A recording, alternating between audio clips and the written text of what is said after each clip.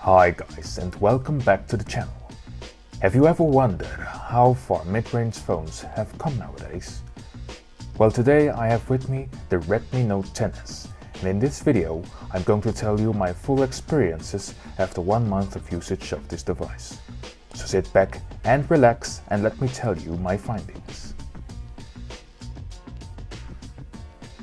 Before we dive in, however, if you like these type of videos and this is your first time stopping by the channel, I would appreciate it if you could smash that like button and subscribe to the channel. It's completely free and helps out the channel massively. A massive thank you for that in advance.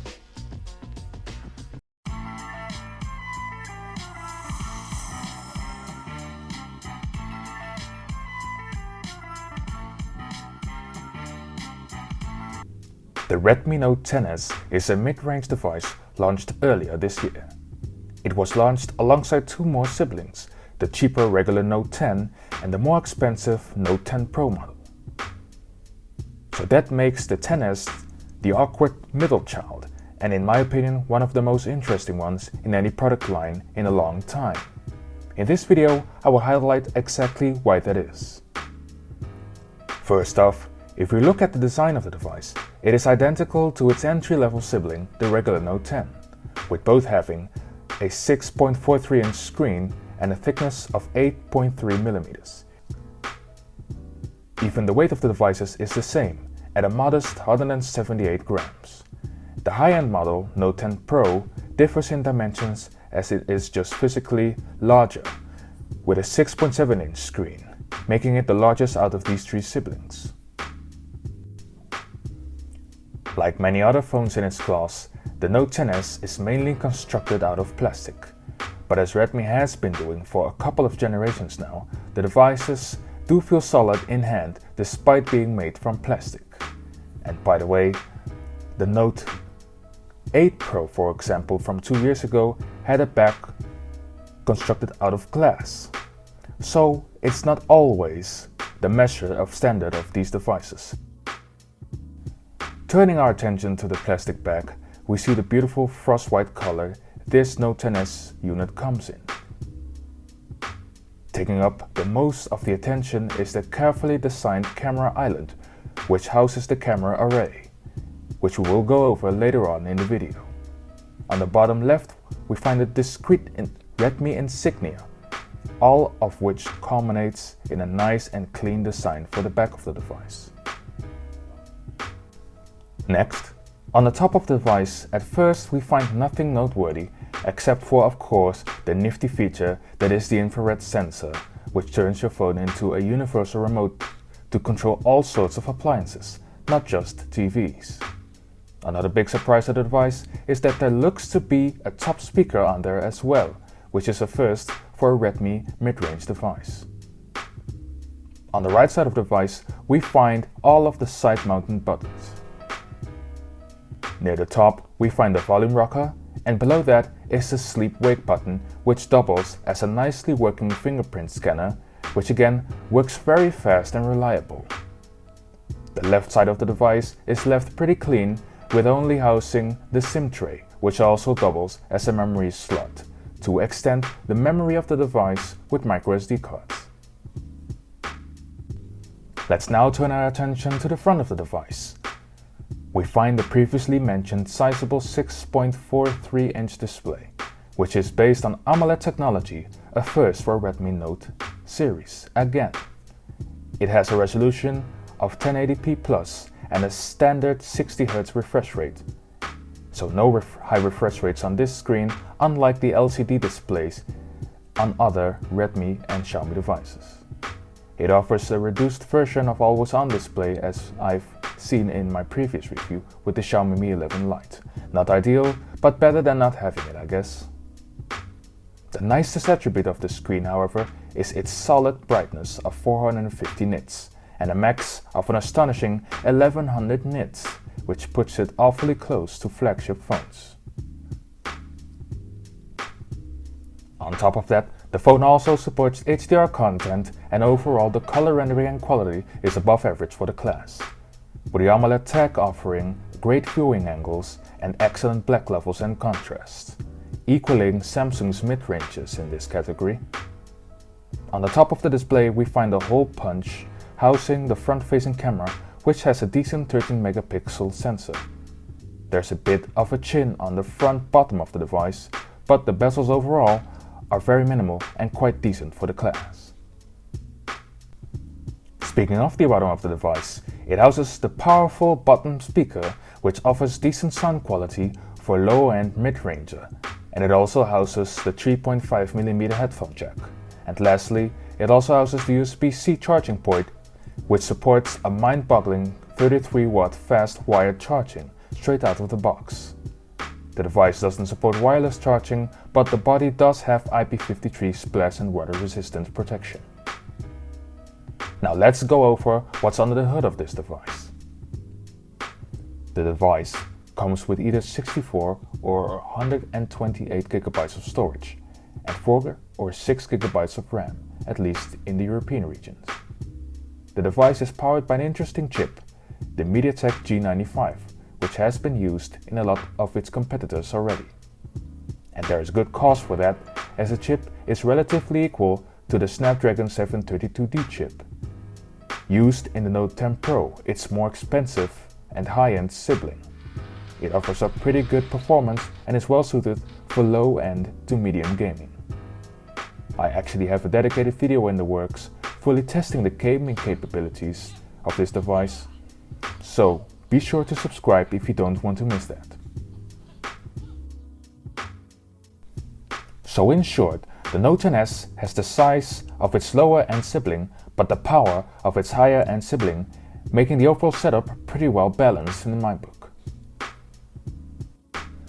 That the Note 10s is the most well-balanced sibling of the three is especially accentuated in its camera array, which we will now take a look at.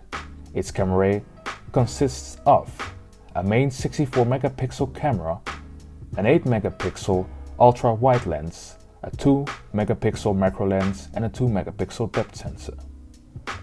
With this, it's more advanced than the Note 10's 48 megapixel lens, but outgunned by the Note 10 Pro's staggering 108 megapixel camera setup. On paper, the camera is decent, and this holds true in real life, as you can see from these samples. During the day, the camera is capable of pulling out competent shots that do the job, as can be seen here, with colors and contrast being handled very well and with plenty resolved detail, especially for the class, courtesy of the higher resolution 64 megapixel sensor. Although, unlike its more higher-end family member, the Mi 11 Lite, we do see some more inconsistencies in contrast and highlight processing, with the sky being blown out in some of the shots. But overall, again, even in overcast situations with less sunlight outdoors, the Note 10s does a very decent job. However, noise and loss of detail and sharpness starts to creep in pretty early on, when the sun sets. This is, of course, to be expected from a relatively cheap device. The device though seems to redeem itself somewhat by being able to take pretty decent indoor shots, with the quality being surprisingly satisfactory, only exhibiting a bit of a yellow tint, but other than that, offering up decent sharpness and rendering of colors and even depth of field. As with most phones, and predictably even more so in cheaper models, the device comes up short in nighttime shots, as can be seen here. But seeing as even more expensive models struggle with this, it comes as no surprise really. The same attributes hold true for video, as the device is capable of recording decent footage by daytime, but less so at night, with a lot of excessive noise in the footage.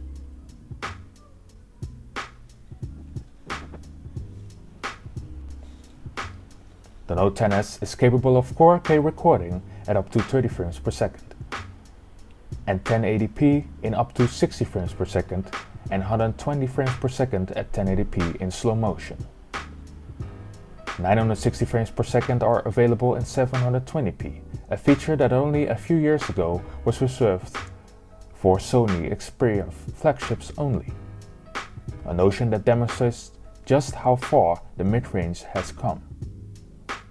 The front-facing camera is decent enough, but again only dependable in welded situations, as noise is present, yet again if this is not the case. So now that we've covered the overall specs and the camera experience of the device, how does it all add up? Well, first of all, day-to-day experience is positive thanks to the feature-rich inclusion of course, MIUI 12.5 on top of Android 11, with most features available in the Note 10s.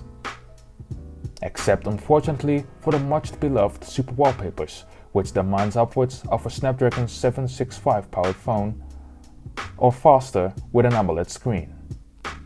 But overall operation of the device is fast enough for the class, but not totally lag-free. Again, customary for this type of device, some apps will take a bit longer to load if you're coming from a high-end phone or flagship killer device.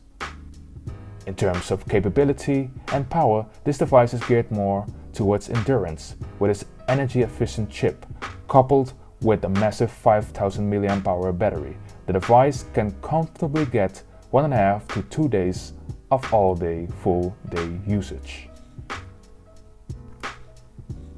A big plus, and unlike a few years ago, this device may not be very high-powered, yet it's powerful enough to run any game and any app you throw at it. Just be wary, of course, that you cannot play all games on the highest settings, like with Genshin Impact, for example, and PUBG Mobile. Nonetheless, it will install and it will run, unlike a few years ago where some games were simply ruled out for non-flagship phones. Fortnite is a good example. No flagship phone needed, this phone can run it perfectly fine on low to medium settings. And as mentioned earlier in the video, I'm working on a follow-up video demonstrating the gaming capabilities of this device. It's quite interesting to see what this device can pull off. Again, if you don't want to miss it, subscribe to the channel so you don't. Now on to my conclusion. The Note 10s is the smartest decision you can make out of the Note 10 lineup. It's got way more capabilities than its entry-level brother and does most of what the Pro model does at a much lower cost. Of course, the Pro does have a slightly better screen with 120Hz and higher brightness, and a camera sensor which can get you some better overall shots. But it doesn't offer up better performance or better battery life, even though it is a bit bigger and heavier and comes at a much higher cost. It offers luxuries which don't exactly translate into a better user experience. 120Hz, for example, can't be properly utilized because of the chip. So overall, I think in this case the middle child is the best choice for most people. And by the way, if you're looking for a better screen and better camera, and a different, perhaps higher performance tier, I would recommend looking at the Mi 11 Lite 5G model, which comes with all of that. And it just so happens that I've reviewed that device previously. I'll drop a link in the description for you to watch that video if you'd like. For now, I would like to thank you for watching, and I'll see you in my next video. Cheers!